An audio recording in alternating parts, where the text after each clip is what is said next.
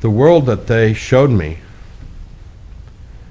in the near future, in a couple hundred years from now, is a world that is difficult for me to understand or accept. There was what I saw was no visible signs of technology. If there was technology, they hid it from me, or it was so subtle that I couldn't even see it. Maybe that's the case, but I assumed that, like, in the future, it would be a world of, like, high technology, and they showed me a world of not low technology, of no technology, where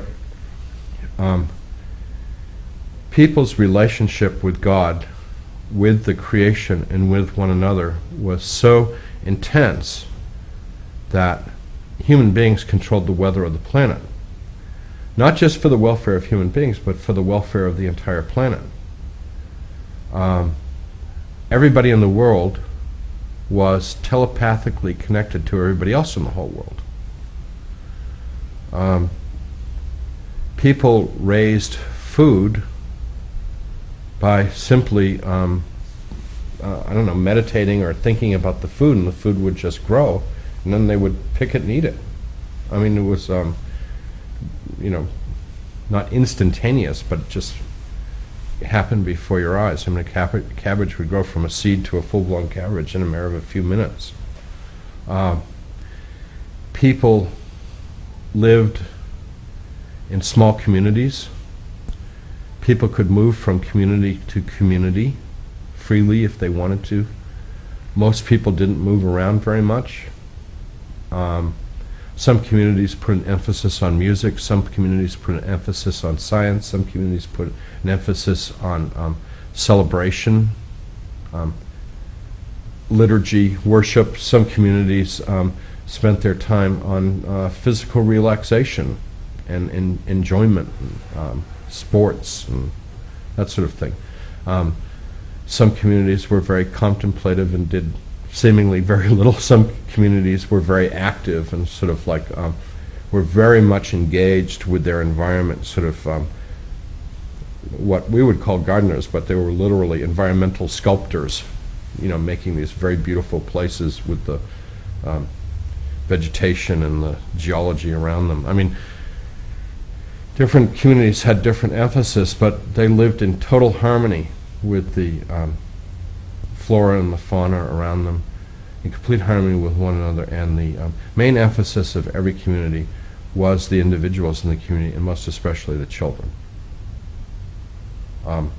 When people had experienced what they felt was their full life experience, there would be a great celebration, and they would lay down, and they would die, and their souls, their spirits, whatever, would be raised up to heaven. Dying was not seen as a sad thing or grievous thing. It was a joyous time. It was celebrated as a birth. People ate simply, dressed simply. From what I was shown, there were no possessions other than the clothes on their back and a few simple instruments like musical instruments or tools or things like that, which were pretty much shared communally. It was a world that's very difficult for me to make any sense of, because it's like, there was great happiness, there was very little suffering, there was no disease, because people could, with laying on of hands, people could heal diseases immediately.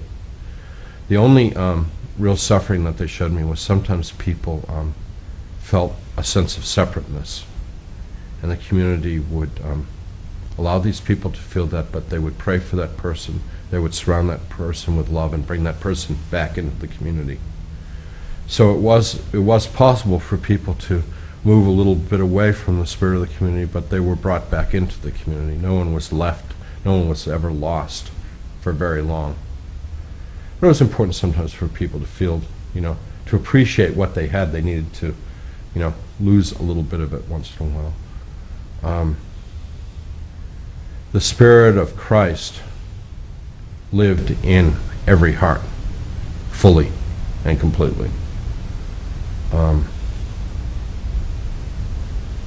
it's a world that is so completely unlike the world that we live in, that just how can we ever get there? But they assured me that this was the world that God envisioned for us, and it's not that far away.